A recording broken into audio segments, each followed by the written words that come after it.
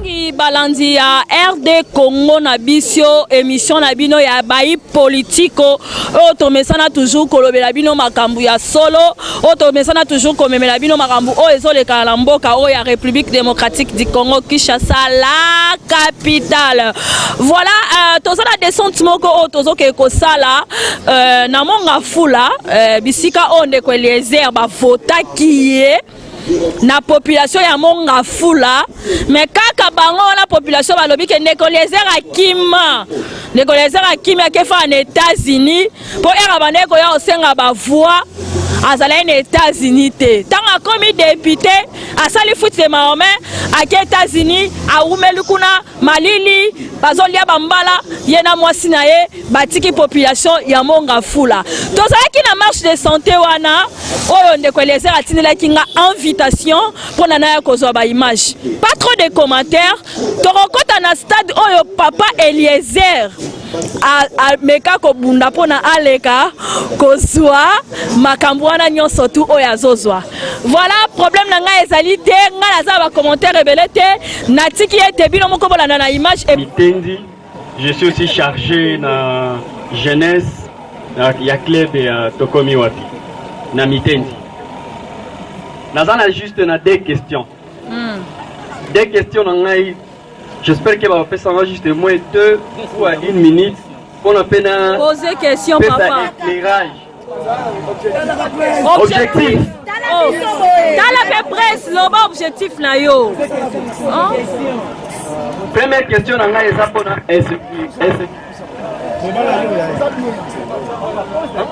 Première question na ngai eza pona insécurité.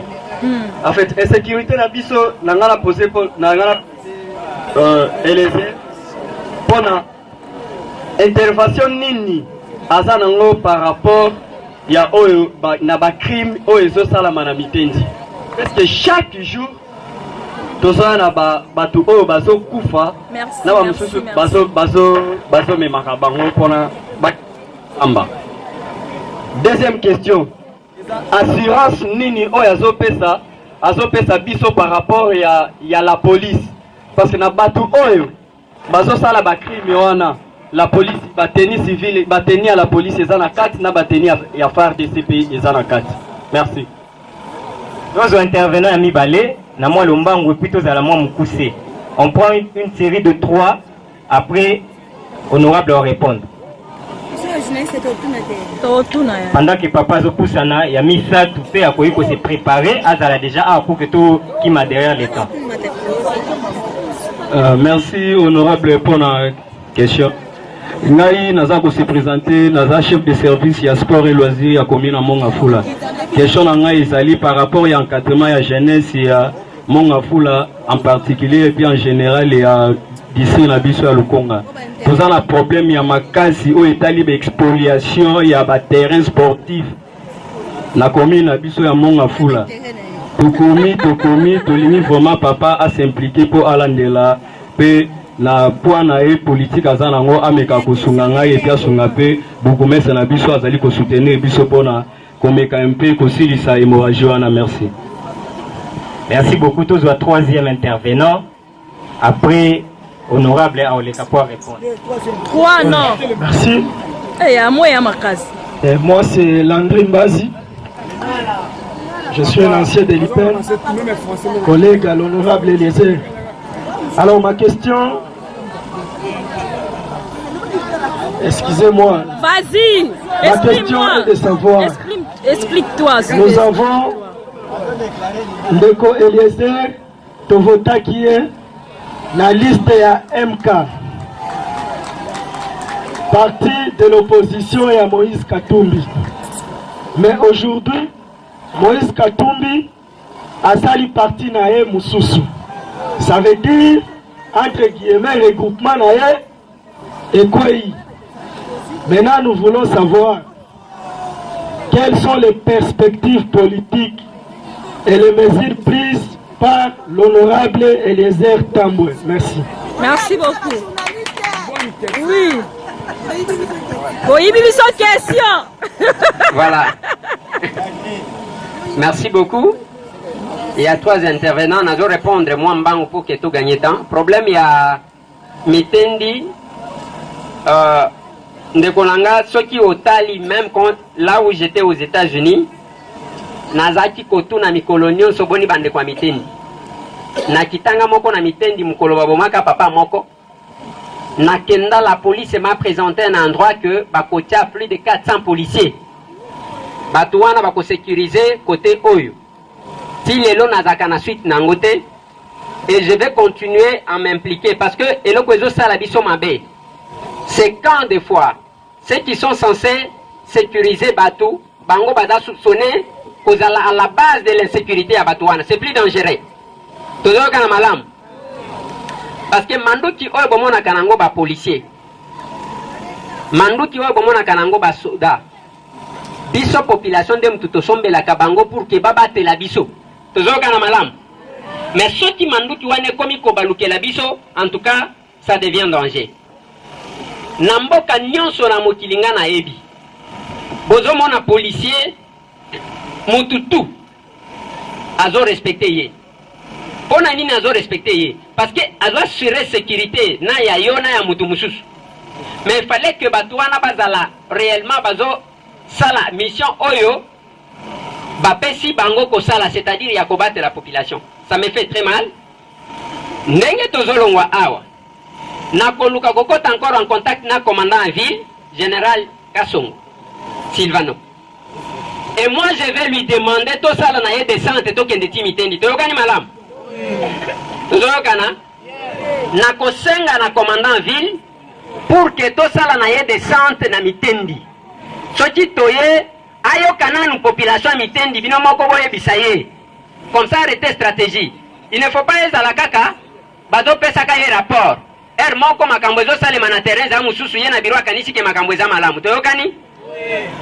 nazaki kolanda video moko ya kala ya Maréchal Mobutu ayambi basoda tango ayambi soda moko azu courage atelemi alobi Maréchal ngai naza soda ya force terrestre nazotala makambo ezokende mabe na terrain banguna bazokotela biso mais okomona ka tango bazokoma rapport mais nasuka wana olie baloba ke makambo eza malamu te bazokoma sinon moral calme et rien à signaler donc bazokosa yo makambo eza malamu te tozokana yango nde bakonzi ebele bazalaka nango avec des rapports comme ça et moi je vais demander au commandant ville le général Silvano soki akondima pour que tout ça la indécente na mitendi trop c'est trop toyokani malam trop c'est trop wana ezapo na makambo ya mitendi ezana question mususu ya mitendi d'ailleurs des questions yango répondre déjà nyonso c'est fait déjà yango wana ouais je pense que j'ai répondu aux deux questions de mitendi oui ouais spoliation des terrains deuxième intervenant à l'obéli ba terrain bazo spolier na monga fola ba terrain sportif ok boyebi ke bande konanga ata soki ezana eloko esangisaka ba congolais te tellement que biso ba congolais to swanaka pamba ba donc spécialité ya biso yango wana to swanaka même pour l'intérêt commun oyo ke toko sangana biso to kabona kaka wale la nini bateka mboka ngo toka bola mbongo ah ozo tuna oyo za congolais to za congolais te soki ezana eloko esangisaka batu mwa muke lelo eza sport parce que même église ezosangisa liso batu te ekomi bato ya église boye balingaka koyokana na bato ya église boye te mais quand même léopard bal mpona bato bakoma na léopard wana tozomona toyembelaki ibenge kotie à son temps il faut babanda na bal babanda na se eza boye te bana babanda kobeta bal awa abeti awa matia nde akomi na léopard mais tant que bazo spolier eloko nga nazo comprendre te yango quand on me parlait de cette histoire nga na lobi boy papa eloko nga na koloba pona bino ba notable ya monga fula boy identifier ba terrain spolié toko bunda bakobuka terrain oyo na yaka ba mona kaneti black awa boy bi pona nini to sangani awa parce que na yaka esika oyo nakuta bazotonga awa na bengi bourgmestre Olivier Saya na lobi boyete il m'a expliqué na lobi monsieur le bourgmestre pona ozwa likambu te soki ozwaki mongo ya bato sala nini zongisa bozoyokanga ayokelanga te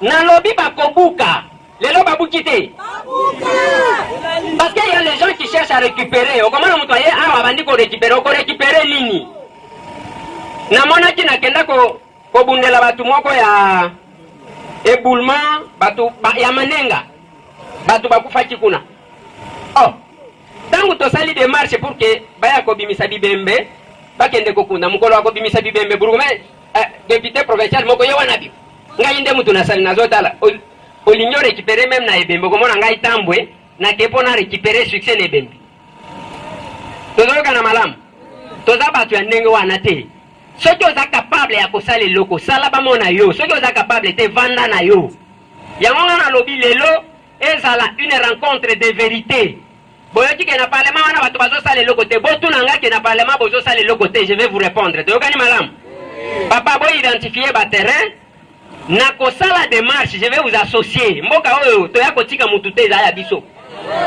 tozoyoka na malamu soki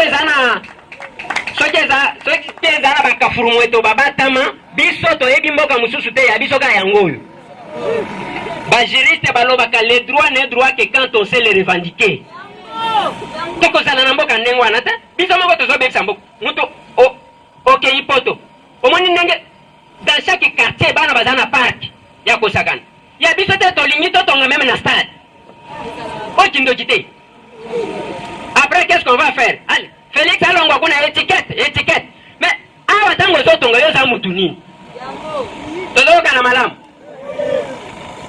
tokobunda kaka ndenge omoni awa papa comment on a la tamboué je ne fais pas tout mais j'ai dit ceci nous devons quand même faire des choses dans ces pays il ne faut pas tous à la gaga bato modèle loi bescro biso il y a biso comportement kaka ndenge biso on tozo piller tozo bebisa mboka après ce que bebisi mboka notika lwa mboka oyo kobonga lisute est-ce que c'est normal si vous osez la nana ya kobongisela mundele biso nyonso alebeke tosali topakati mbangu toke kovanda na poto alors que na poto wana bandeko na ngai okotikalaka jamais kozala libre ndenge tozalaka epa na biso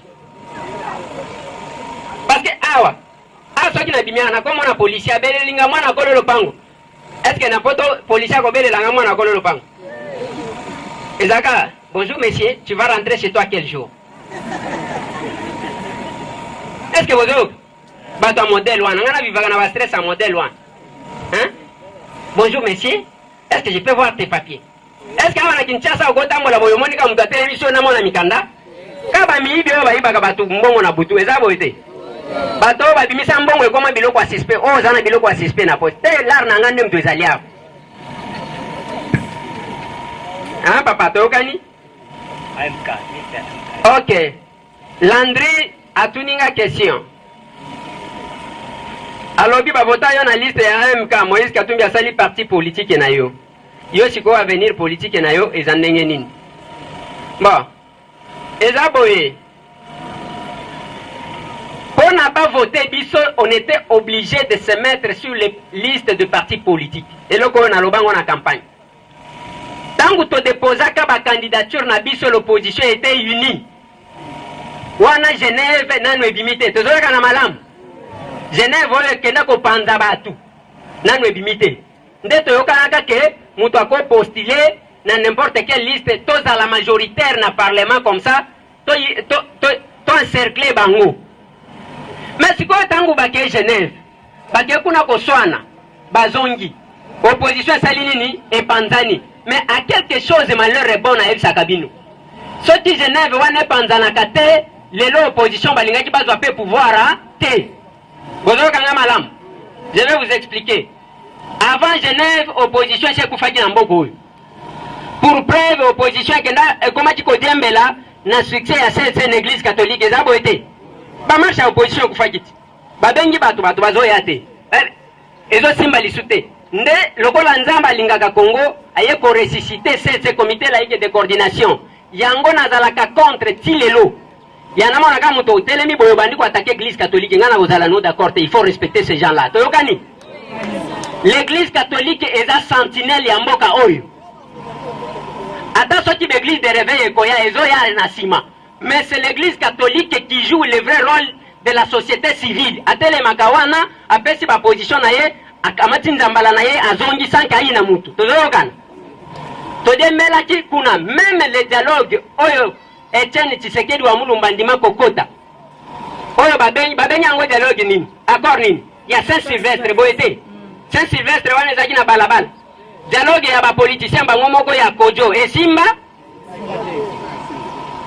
Est-ce que oyo ya Kojo Etienne Tshisekedi andima kokenda? Ya église catholique andima.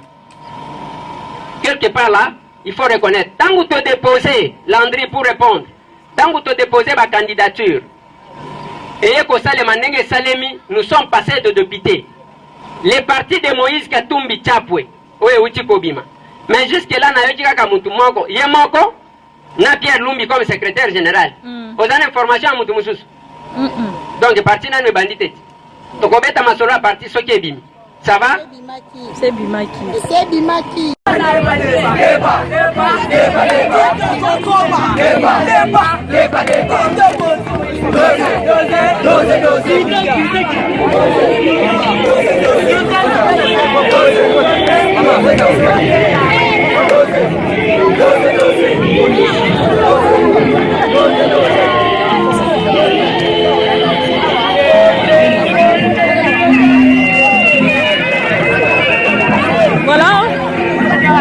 Voilà, chers téléspectateurs, tokomi biso wana na kati ya marche bino mo bomoni ndenge population monga fule so tambola ti na kati ya terrain balobi ndeko leza balobi na kima kitie na kendaki nde kopemisa mwa mutu mukie epi na kozonga na kima nga mutu na bundi na ba terrain oyo balingi batonga bandako epa gurumese ya komi na monga fula na peche bango na komi ba lettre na sali ba marche awa. Et bon, lelo terre tikali bana ba ko sakana ba ko tambola ba ko betaka bale ba ko saka loisir na bango. Bon on de kolesia na kima na zongi kisasa eza ya mutute kisasa eza ya biso nyonso. Soki tokolobele kolo. Chers téléspectateurs, il y a eu des questions et des réponses par rapport à la population et de Kweliezer. Mais question intéressante plus c'est un frère Oyalobi mariage. Il y a Fatih, le président Chilombo, na Kabila aussi dans colonie. Yoka réponse à Nekweliezer en Zambelangai, nani abalisa kibango, et puis nani abala nani. Wana Eliezer. Nani abala nani ti lelo toye barate population gangi Nekweliezer oyebi. Réalisateur na biso Papa Mardoché a reçu la biso bilili wana pas trop de commentaires par rapport aux questions de monsieur parce que ça qui question réponse et puis on se retrouve. C'est l'arrêté ministériel. Merci, je vous dis. Merci beaucoup. Bande Kombote, Nana Kanda, Nekweliezer, na komo na Guillaume Mukeba. Nekweliezer totinda bino kuna naza ala quartier mama emu. Tala biso, tala presse. Mukeba Guillaume. Tala bangate. Totinda ki bango kuna po balobe ya biso. Nekweliezer bokutana na Fachi yebisa ye libala na ye na Kabila to boyi yango. Comme message. Pesa kanda.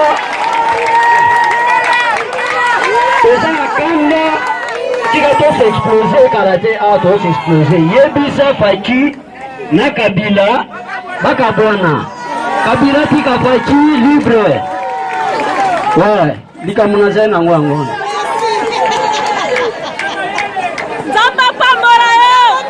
Merci pour la parole. Kombo nanga ezali Poncien Kayambala Sapidi.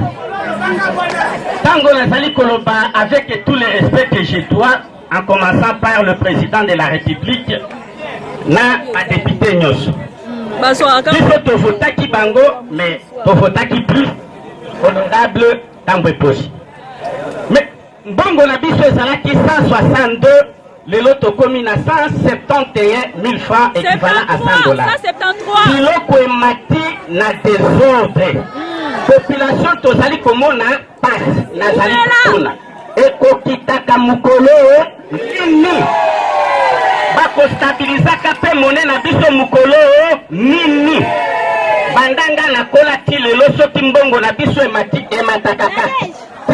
changer. Honorable nyonso ya Congo et kokita. Je pense que yenda tunaki mituna. Ah, mibale. Ya liboso ezalaki que mon coloni tokomona yo kotenga sela na kindeli. Tomona yo boye. Ya mibale eza pona frais ya université oyo balobi frais connexe eleki frais o banosaki pona kofuta. Eza boete. Je réponds à ces deux questions tout de suite. Pona kuna na kindele na koya kotala bino, on va faire un programme, on va y arriver. Là, il n'y a pas de problème. Deuxième question, Ozoloba. On dit que le Kouanandele qui est Kanga. Nous avons même pas fonctionnaire, tant que vous avez kotala yo, ba médecin, tant que vous avez kotala yo. Ngana zo ke la bangoma. Yoka. Mundela biso, on dit même ne bazo sala ba marché wana ba médecin. Bazo sala marché ba lobinini. On a prime de risque. OK? Médecin a touché à Mbongo na valeur ya $100. Azali ko touché je crois 162 000 francs. OK? Mais ce qui a tout prime de risque à touché à Kaisa combien? Ils ont sorti 1 million quelques de francs congolais. Salaire de base 160 000 francs. Prime plus d'1 million. Mais bazo mon normal. Tous les intellectuels, les médecins, bazo tambola. Vrai. Na lobité, bolingaki bosenga to changer bitumba. Mbongo yo bazo lo ba prime de risque. Na salaire na bino batango ensemble et à la salaire moko boko marché lisusu te toyokani. Parce que les gens ne savent pas.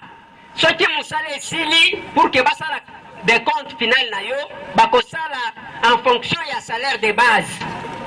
Yango moni mutu botala ba papa na biso kala. Soki mutu azokende passion azosepela bakofete. Pona nini mbongo bakopesa ye yango ko garantir le reste de sa vie. Akosomba ndaku, akosomba mutuka, akovivre jusqu'à ce qu'akokufa akomona pasité. Mais ya biso komona mutu akei de balobi de compte final ba pesi mutu combien? $4,000, $3,000. Okosala nango nini? Parce qu'on ne s'est pas battu pour un salaire de base. C'est la même chose de Konanga. Biloko wana ozolo ba ya Ndeko les heures à répondre, ndeko les heures à pandi poké, à lobby au cœur ouvert. Pour ndeko les heures, va dissoudre le parlement. En tout cas, hier à lire à la Nambora parlement pepo asape na vacances.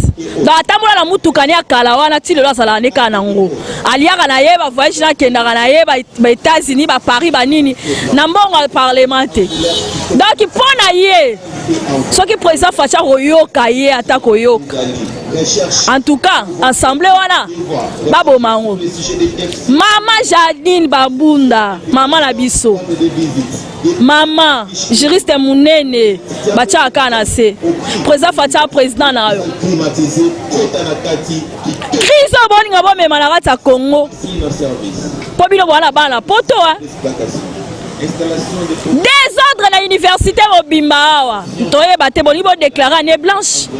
Na 2020, on ne sait pas. $175. Circulation bongo yati. Misale ya telo yati. Kaka boy tozo simba ba micro tozo loba bo bona biso bata maboma ba to loba kaka.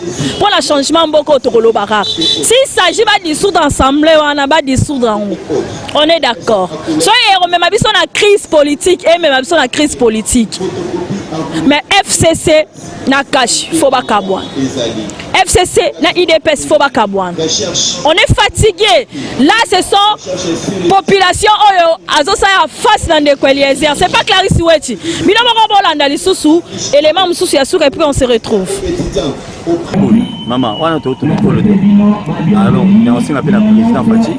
Face à la souple, à tout moment, on va créer du moment de part et d'autre pour pas distraire lié de phase à la président. Il faut atteindre l'objectif, il faut les en avoir pour la peuple. Honorable. Aux en a PPRD. C'est PPRD. On a parti bienvenue au Tantou. Ah, d'accord. Du FCC, ok, d'accord. Aux en a FCC. D'accord. Tolanda qui message ya madame. Parti de biso to na Kabila 100%. Ok, d'accord. Tolanda qui madame Janine o azape na kati ya FCC. Aloba ki loko moko asimba ki likambu ya dollar. Mais totali mutasini budget aza ministre aza na kati ya FCC. Maman, on a répondu. Moni madame Janine aza ne mutu. Moni mutu no so za bereri. Rozala alobaki on atika loba mais moi boya bien petit na sura bino ni sanga tala za boité peut-être hein eleki alors dernier message par rapport à Batunyo sur la journée à Lilo pour la moi na mboka les dernier message na batem de nous c'est bato potonyo so boyi bito so Paul de bien na muto FCC muto Kabila mais na zala boy et les intambos c'est un ami c'est un frère ya zalate na la les pour comme député tout na zala na les avant comme député avant zala les